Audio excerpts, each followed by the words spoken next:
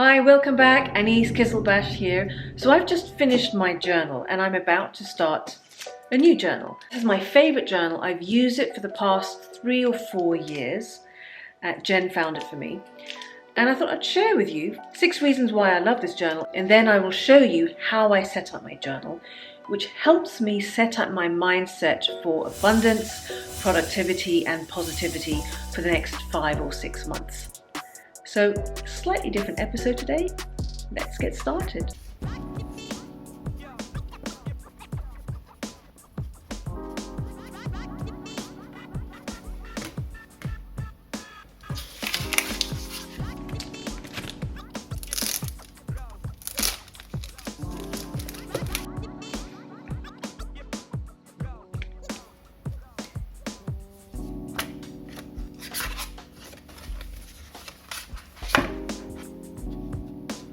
Size does matter. It's compact. Handy, it's light. It's easy to just stuff in my knickers when I need to.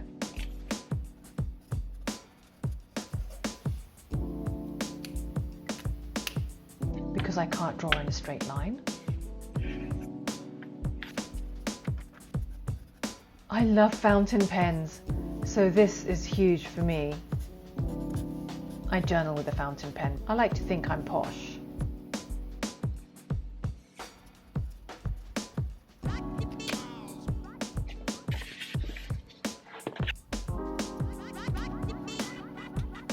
So that pages don't smudge and stick next to each other.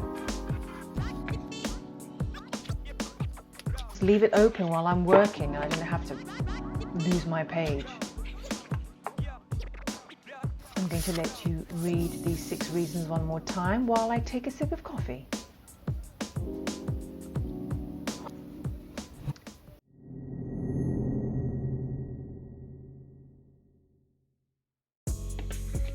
Now I will unload my weapons of choice.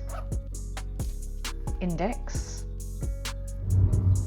I begin my journal with this practice of writing 10 dreams I made happen. And I will write a typical day in my life in 2031, as though all of my dreams have happened. I will focus on things like what I do, the skills I'm good at, clients I'm working with, who they are and why I love working with them, what they're paying me, who I'm working with. That's the first entry in my journal because it's what I'm aiming for in the next 10 years.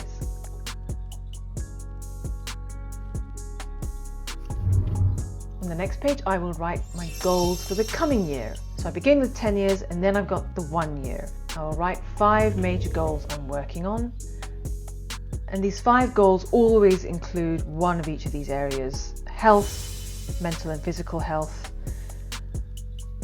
relationships, something in the area of my speaking, something in the area of content creation and what I'm creating. That will usually involve several areas and the impact that I have. So those are the areas I typically write about in my goals that I want to achieve in the coming year. The next page I'll devote to writing the tiny steps I need to achieve those big 5. So I will again list each goal, and next to it I will write 5 little steps I need to achieve, and I'll write a certain date. So I'm chunking those goals down into smaller steps.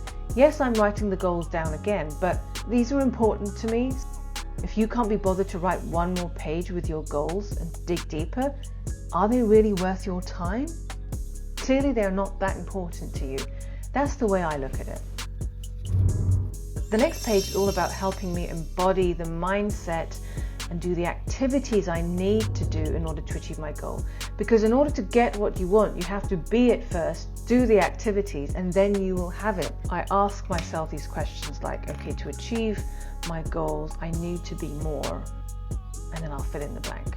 So to achieve my goals, I need to be more focused, more disciplined, more present, but then I'll also write, what do I need to do less of? What do I need to be less of? I need to be less distracted, be less of a time waster on social media, I need to be less worried about my poo cycles. Next is the future log. So we've got from April to December 2021. And it's simply a way of tracking, marking milestone deadlines or events. 4 pages, maybe 6 pages of, I call it wisdom and ahas. If I come across any interesting, insightful quotes that I want to remember, I like to write it down here. Yes, there are plenty of note-taking apps I'm well aware of. I have OneNote, I've used Evernote. I like writing them all. Why? Because it kind of documents what I was going through at that time. Quotes, different books, different texts resonate with you depending on where you are in your life. Jots down what I needed to hear, because that's what resonates with you, something that you needed to hear. Oh yeah, numbering the pages. Start numbering them now. You don't have to number all the pages, all 384 pages now. You number them as you go along. This is a new 90-day sprint goal setting method. So please subscribe. I will do a whole episode on that for you. I want you to try it out. It's great. This is where April begins. I start each month with a habit tracker. I've done a whole episode on how to use this habit tracker. The card should appear right now somewhere on your screen, but I will typically list the habits I am working on this month to improve. And then we have April future log, any top line things I need to do in April so I can see it. And then I will do my week's priorities. Priorities I need to achieve this week in order to achieve my monthly goals, my 90-day goals, my 1 year, and it all feeds into the 10-year goal. And then I will do the next day. And that is how I set up my journal. Hope you found that useful. Thanks for watching. I will see you in another episode. Thanks. Bye.